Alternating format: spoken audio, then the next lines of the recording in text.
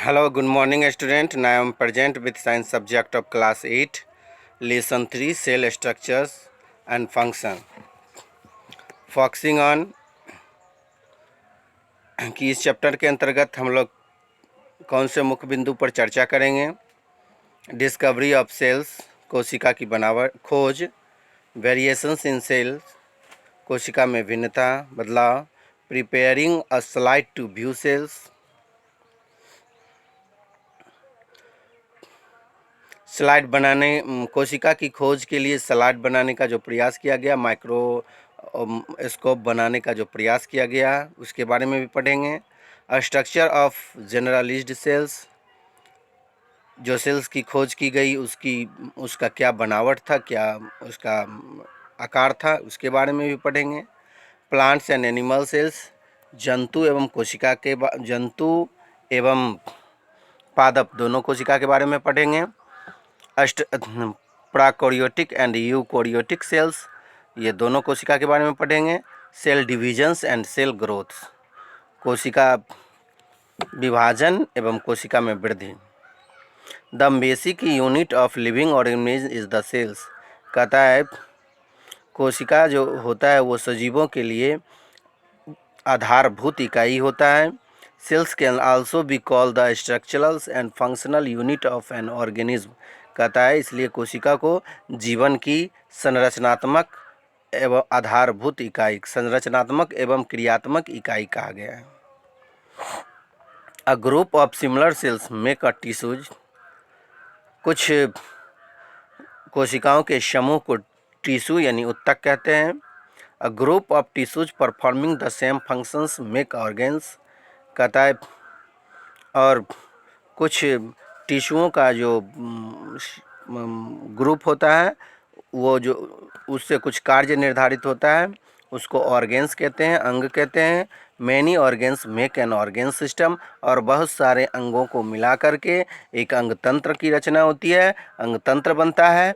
Many such organ systems constitute and organism, तो इस तरह से बहुत सारे ये बहुत सारे अंग तंत्रों को मिला करके एक जीव की रचना होती है, एक जीव बनता है। तो चलिए आगे बच्चों हम लोग चलते हैं डिस्कवरी ऑफ सेल्स, कोशिका की खोज पर। Robert Hooke, an English scientist in 1665, observed a thin slice of cork under his compartment, so his name the cells. cork under his microscopes. तो रॉबर्ट हुक नामक इंग्लिश साइंटिस्ट, अंग्रेजी वैज्ञानिक ने 1665 ईस्वी में माइक्रोस्कोप यानी सूक्ष्मदर्शी की खोज की। He observe tiny empty space enclosed by walls, वह जो है दीवार पर जो है छोटा छोटा स्पेस दिखा, खाली जगहों को दिखा। They looked like a compartment, जिस तरह से कंपार्टमेंट बना होता है, एक खास संरचना बनी हुई थी, आकृति, जिसको उन्होंने कोशिका नाम दिया। In 1670 a Dutchman Antonio van Leeuwenhoek observed a drop of pond water under a microscope, वो ये जो है कहता है कि 1670 ईस्वी में ल्यूवेनहॉक नामक एक डच वैज्ञानिक ने तालाब के पानी को माइक्रोस्कोप से देखा, तो उसमें भी उन्होंने सूक्ष्मजीवों को देखा। In 1838 a German botanist Matthias declared that the cells is the basic building block of all plants materials, और उसके बाद जो था ये सच वान है, a German biologist declare that animals tissues are made up of cells to the concluded that the cells is the basic unit of life.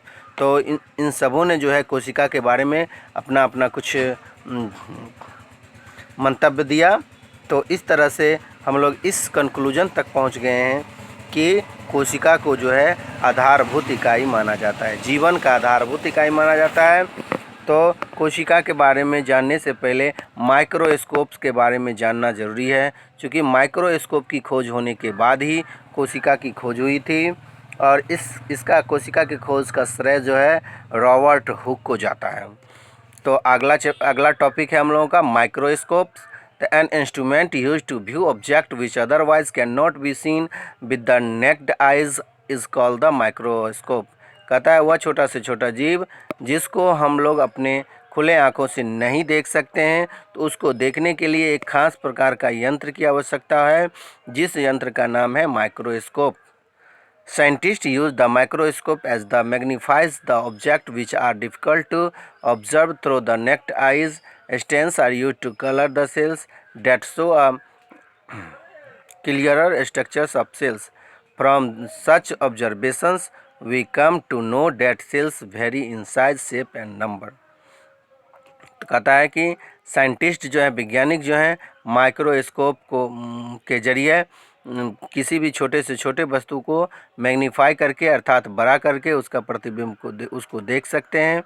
और इसमें जो है stains are used in colour the cells the show the clear structures of the cells. और इसमें जो है ऐसे lens लगे हुए हैं जिसके कारण आप उसका क्लियर प्रतिबिंब देखते हैं, और उस ऑब्जर्वेशन के जरिए जो है हम लोग सूक्ष्मजीव का पता लगाते हैं। तो और उसका जो है वो सेल्स के बारे में भी जानते हैं, और जो बहुत छोटा होता है जिसको हम देख नहीं सकते हैं, लेकिन फिर भी उसको माइक्रोस्कोप यानी सूक्ष्मदर्शी के जरिए देख सकते हैं। नेक्स्ट है variations in cells, unicellular and multicellular organism. अब है कि कोशिका के आधार पर जीव दो प्रकार के होते हैं, एक कोशिकीय जीव और बहुकोशिकीय जीव। तो living organism are made up of one cells और मेनी सेल्स। कहता है कि ये हम सजीव जो हैं वह एक कोशिकीय भी हैं और बहुकोशिकीय भी हैं। तो an organism with one cells is called the unicellular organism.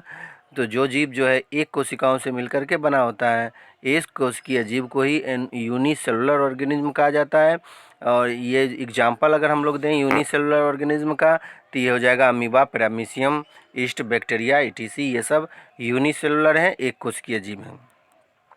The single cell performs all vital life functions such as feeding, movement, respiration, reproductions and तो कहता है कि ऐसे एक कोशिकीय जीव में जो है एक ही अंग जो है बहुत सारे फंक्शंस को अंजाम देते हैं, जैसे भोजन करना, वृद्धि करना, श्वसन करना, रिप्रोडक्शन करना, सब एक ही अंग से होता है।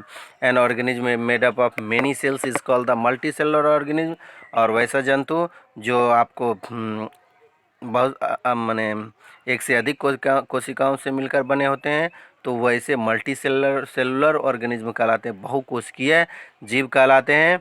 और इस मल्टी सेलुलर ऑर्गेनिज्म का अगर उदाहरण अगर हम लोग दें तो हाइड्रा हो जाएगा, अर्थवर्म्स हो जाएगा, और हम मानव हैं, जितने सारे जानवर को देखते हैं, जंतु, ये सब मल्टी सेलुलर ऑर्गेनिज्म में आते हैं। तो आज के लिए इतना ही स्टूडेंट। नेक्स्ट क्लास में हम लोग पढ़ेंगे variation in cell shape. Thank you.